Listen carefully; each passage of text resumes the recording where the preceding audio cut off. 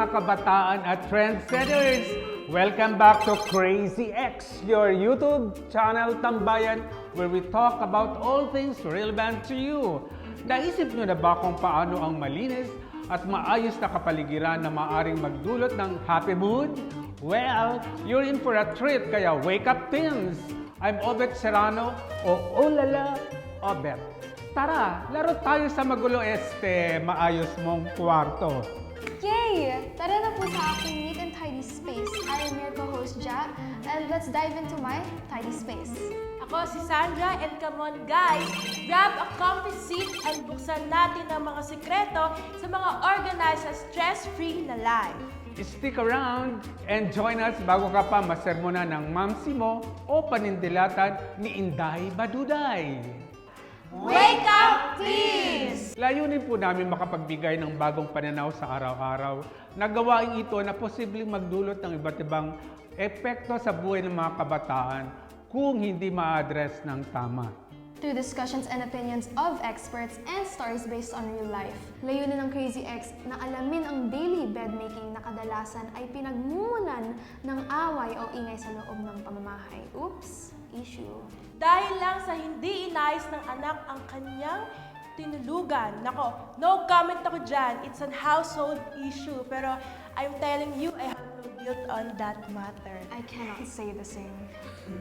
Well, likewise, kaya sa masaya usapan, I-Crazy X na yan!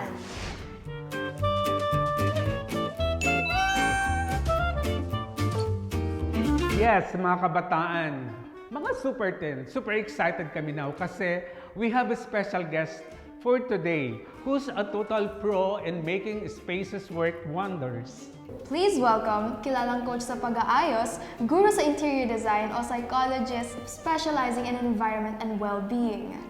Marami na po siyang natulungan, especially teens, sa kaayusan ng awing super awesome and surroundings for happier and more successful life. So kung gusto niyong malaman kung paano ang inyong space ay nakaka-apekto sa inyong mood at productivity o kaginhawaan, you're in for a real treat. Let's all give warm welcome to our amazing experts. Dito lang yan sa Crazy X, your YouTube channel.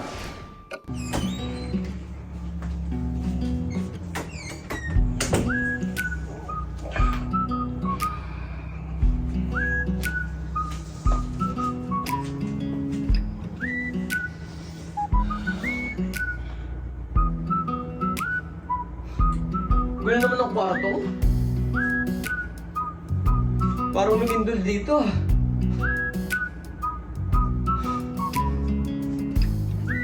Dami ko kasi dapat asikasuhin eh. Pero, sige.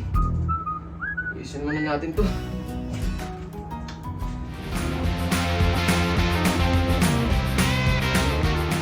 Yun, ganda na. Kwarto ko pa ba to? Dapat palaging ganito eh.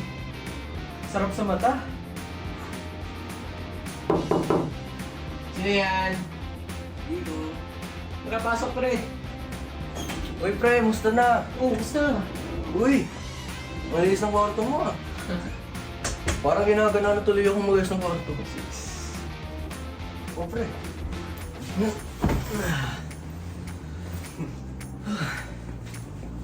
Ang sapsap pakiramdam pre ah.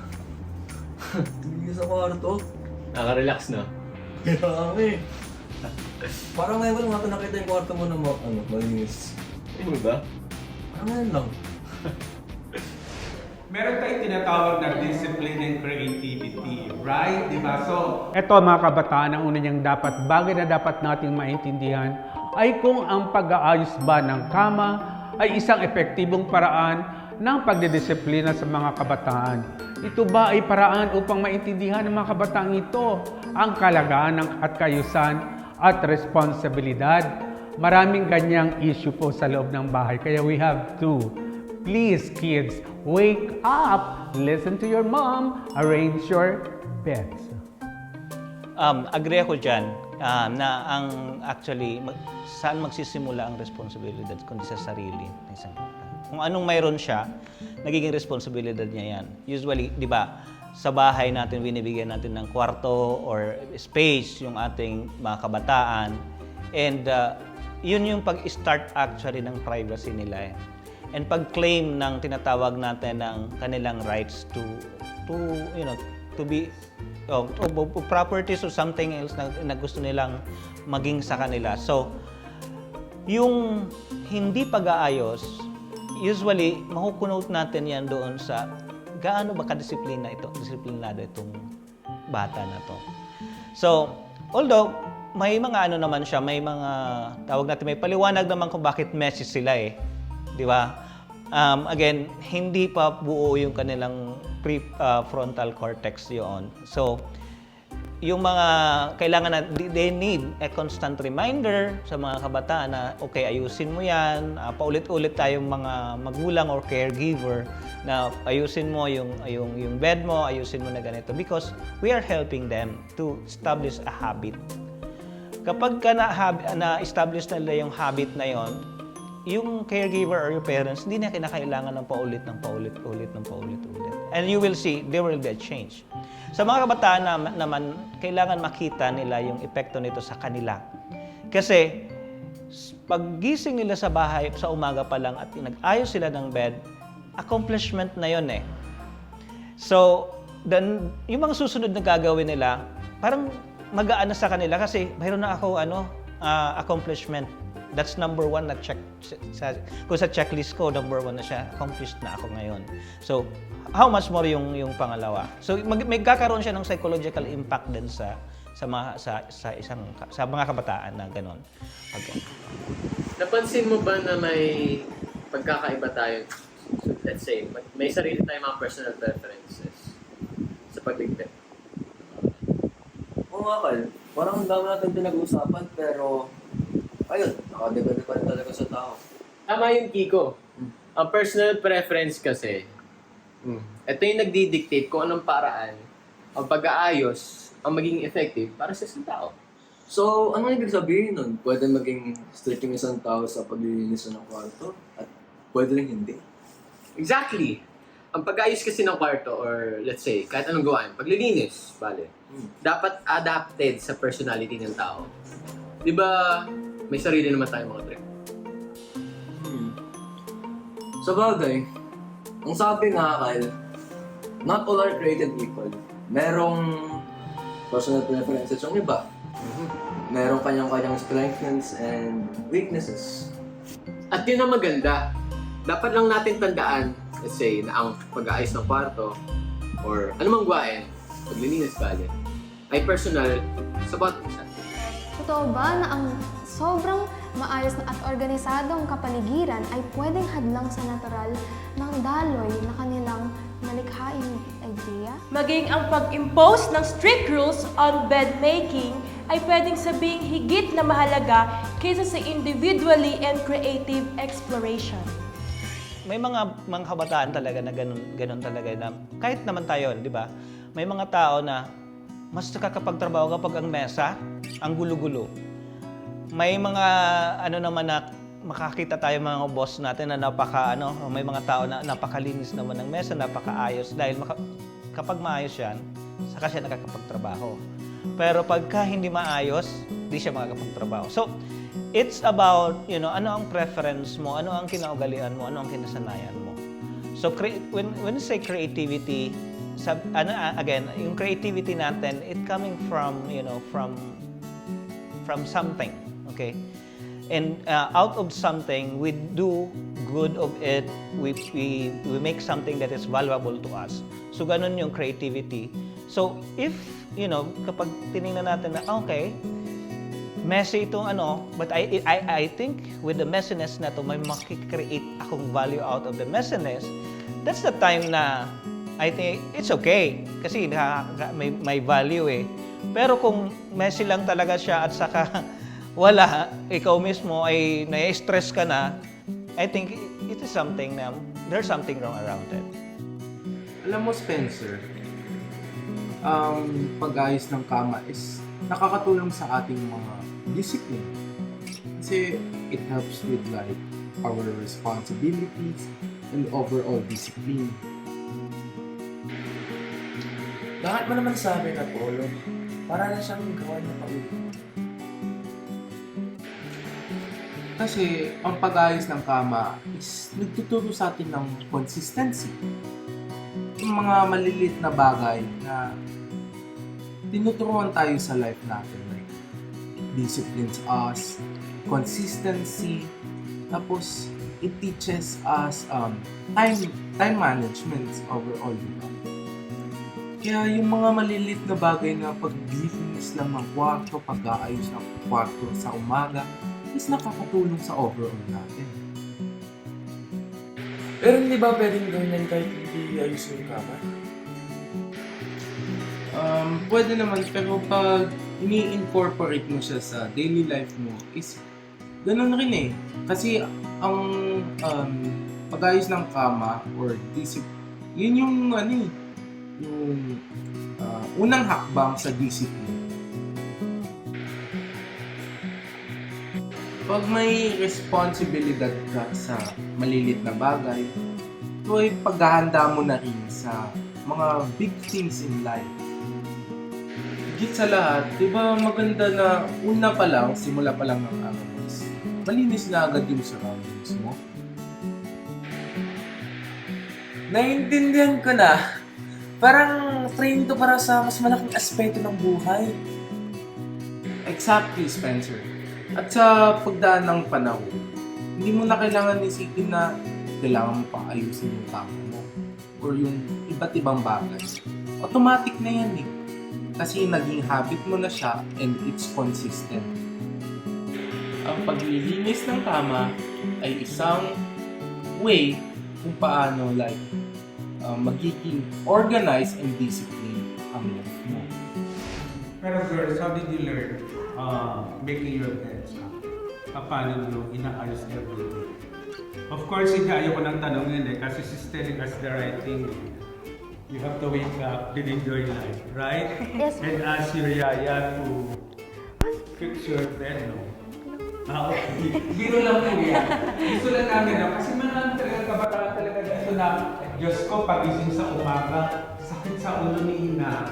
Bakit si anak ay ayaw mag-ayos ng kanyang hinihigaan? Kaya kaya natin, may individual differences man tayo na pinatawag, siyempre kanya-kanya pa rin tayo. So, not all are created equally. It's about the benefit eh. Ano yung benefit nito dun sa tao? Kapag ang benefit na organized is nagiging okay naman yung thinking mo, yung thinking process mo, then I think that would be good. Dahil may benefit. Usually, actually, sa mga, halimbawa, pag stress ka, sometimes mas gusto mo mag-ayos-ayos muna. Di ba? Kasi nakaka-stress na yung kalat mo, so aayusin mo muna yung room mo just to mabawasan yung pakiramdam mo ng stress. So, yun, depende yun. Meron naman talagang, again, na kahit magulo, they are happy about it. Especially mga creative people. Pagka ikaw yung taong talagang conscious sa time, di ba? Yung time talagang, okay, let's say magtrabaho ako 8 hours. I'll start 8 o'clock, I end 5 o'clock. So, pagka ikaw yung conscious dan, it will help. Pero may mga tao na, di ba, again, yung creative people, na hindi sila conscious anytime na dalhin kung ano lang yung mood ko pag especially ang work mo is on the side of creativity, creative thinking mo, yung ginagamit. Depende yun sa mood ko, anytime. Pwede ako, kahit gabi, gagawin ko, kahit anytime of the day, pwede niyang yan. So that would help them. Alam mo bang nakakatulong yung maayos na kapaligiran sa time management? Ha? Pag-aayos ng kwarto, nakakatulong ng time management? Paano? Yung pagiging organized kasi, para sa akin magaling ka sa time management. Kasi pag natutunan na natin maaga, madadala natin yan sa pagtanda natin, di ba? Uy, pero doon may point ka. Kaya pala, meron mga tao sa mundo na they make the things they do look so easy. Pero, nung bata pa pala, natutunan na nila yung kung paano gawin yun ng tama. Yun pala.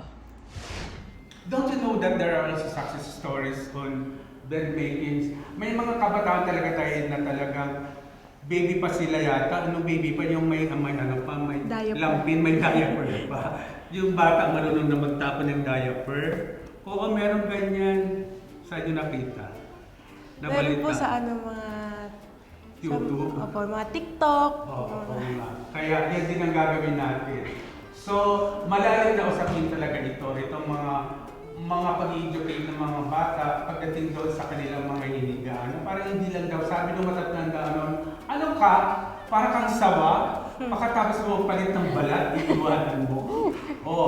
Ang mga matatanda lola ay may maganyan pa rin sinasabi. Kaya may psychological effect daw ito, right? May psychological benefits po bang isang organized environment sa mental health ng kabataan? Mayroon po bang practical tips on how teens can start incorporating small organizational habits sa pang-araw-araw nilang gawain na magdudulot ng positive psychological effects? Kailangan bigyan ng halaga, kailangan tingnan ng mga kabataan kung alin ba ang mas okay sa akin. Hindi naman siguro na halos sa lahat ng pagkakataon o araw-araw ay kailangan messy yung lugar natin, di ba? May mga pagkakataon na kailangan din natin i-organize kasi it has also an advantage. So, i-balance natin kung alin yung natin. So, yung sobra naman na pagka-organize, I think it is something na, di ba, usually yung sinasabi na sobra-sobra naman yun. Anything that is sobra na ginagawa natin is bad. Nagkakaroon ng bad na epekto sa atin. So, tingnan natin sa sarili natin na ano ba ang epekto kung minsan sometimes miss it tayo. But of course, personally, sa akin, I would start always my morning na I make up my bed. Kasi accomplishment na yun eh. Take it as accomplishment and not something that is like a responsibility. Spencer, alam mo ba na ang magulong kapaligiran ay nakakapagdulot ng magulong damdamin? Hindi, Apollo. Paano nangyari yun? Kasi pag madaming stimuli sa paligid, nagiging overstimulated tayo. So, nakakapagdulot yun ng stress, mga magulong kaisipan, gano'n. Kaya pala pag mas malinis yung kwarto ko, parang mas kalmado ako. Oo, kasi ang malinis na paligid is nagbibigay ng relaxing atmosphere. So, pag gusto mawala yung stress, kailangan pala niya yung kapaligiran. Tama yun, Spencer. Kung gusto mo mag-relieve ng stress, dapat maayos yung kapaligiran mo, maglinis ka. Kasi nakaka-relieve yun ng stress, anxiety, and everything. Parang gusto ko na to i-apply sa kwarto ko para mas relax ang lagi.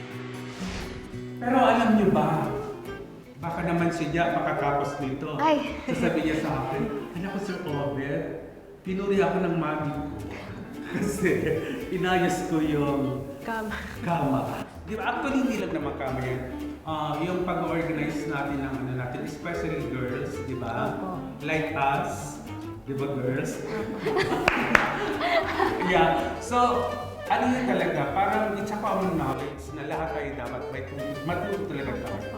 Na ayusin talaga sa baby because it will reflect kung anong pagkatao natin. Di ba kanina sabi natin, sabihin mo kung ano ang kama mo at sasabihin kung sino ikaw. Di ba?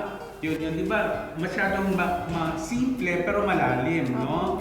So, sa inyo, sa palagay nyo, ano ang nakuwang dulot nito para sa isang mga kabataan na katulad nyo itong ating pinag-uusapan sa ngayon? Yeah. Para sa akin po, I see that there's positive effects po talaga kung nag-aayos po ako ng kwarto. Buong kwarto na hindi lang po kama. Yeah. At saka yung kwarto ng aso mo, dapat pet, di ba? Ikaw, San. Ayun po, bilang teenager, syempre sobrang halaga talaga na maayos yung kagamitan mo. Hindi lang parang puro cellphone ka lang. Magbigay ka rin ng time na ayusin yung kama nyo, yung mga drawers nyo, kung saan man nakalagay yung mga gamit nyo. Kasi syempre, sa health din po natin yan eh. Kasi discipline. alam niyo ba na talaga sa time management daw, pag organized, well-organized ang mga bagay-bagay sa loob ng bahay niyo, pati sa time management kaya niyong hawakan. Kasi yung mga nawawala, madali niyong hanapin. O ang piso, paano mahahanap? Ay, kung na-organize ko pa naman. Hindi, pag hindi ka sa lolo mo na, parang piso lang. Diba? So, ito na lang, because marami tayo na, this is our third episode na ng Crazy X. Ito pong X is actually teens. Kaya sa mga nagtatakong bakit X yan, ina-adapt lang po namin sa pinaka maayos na usapang bagets. Ako po medyo nagets na, pero iba pa rin ang nuggets sa bagets sa mga yan. This teens. Ang linis naman ng kwarto mo, pre. Parang naman tayo sa hospital. Grabe naman to. Minsan kasi kailangan natin maayos yung kwarto natin para makafocus ka. Makafocus? Hindi ba parang istorbo yung linis ko ng linis? Kaya mong inatupag. Hindi ba yung istorbo sa creativity mo? Di naman kasi strict, actually. Pero para sa akin, personally, mas gusto ko kasi ng malinis para less distractions, diba? Doon na lang tayo sa magulo prep. Para sa akin kasi parang mas na-inspire ako, mas nagpo-process ako ng maayos kapag doon tayo sa magulo.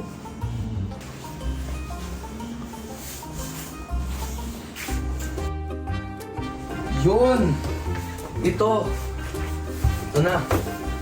Ito yung sinasabi ko na gusto kong ayos. Oh, kailangan mo ng ballpen? Oh, ballpen. Gusto ko na magulo kasi mas nakaprocess ako na mabilis. Mas nag-aaral ko yung mga assignments ko na mas mabilis. Mas nakafocus ba ako? Oh, may laptop, isa, pang arts. Pangalawa, pang robotics. Pangatlo, pang math. Oh, di ba? Magkakaiba tayo ng process, Kiko. Pero para sa akin, personally, mas gusto ko organized. Para alam mo kung saan nakalagay yung mga gamit mo. Mas madali, di ba? Siguro nga. Kaya trip ng... Tama. Mas maganda kasi pag comfortable kasi sa sa pag-ayos mo ng space, di ba? Ang dating study area ko, napulo ng kalat dati. Ngayon, study haven na. Mas gusto ko mag-aral. Ngayon, dahil ang peaceful ng environment. Pati yung pag-ayos ng closet ko, maraming positive effects na nangyari sa akin. Mas naging confident ako sa sarili ko. Nung una, napakahasal maglinis. Ngayon, habang tumatagal, parang nagiging automatic na.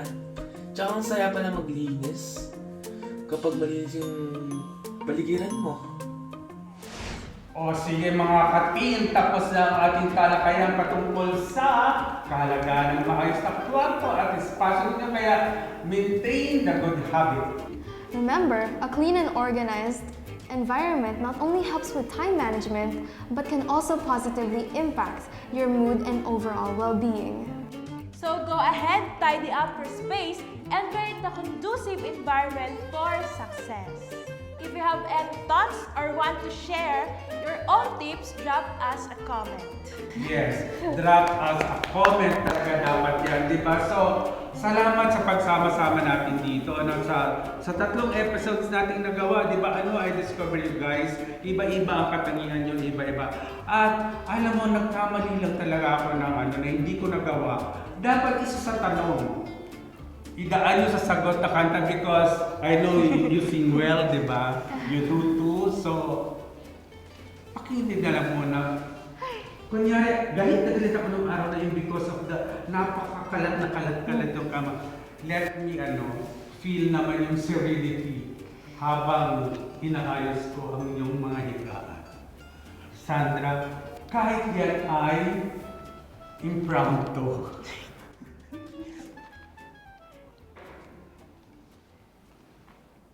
Huwag ka na magalit. Ayusin ko ang aking mga damit. Kaya humiga ka na lang. Ay, naku. Hoy, magkabatatalo! Aking sinta, ano bang meron sa iyo? Pag nakikita ka na, bumabagal ang mundo. Sarap-sarap mga kapatid. Pasalatin niyo na lang ako pag napagpakanta nito. Hindi ko kaya kumanta sa harapan ng camera. Sa bago nga ako, minsan hindi pa ako kumakanta eh. Buhos na ng water kasi wala lang siya. Anyways, thank you so much. Salamat sa pagsama sa amin sa araw na ito. And we'll catch you on the next episode. Ingat kayo always! Bye! Again, girls, ano nga yung sabi natin topic kanina? Show me your best and I tell you who you are. Bye!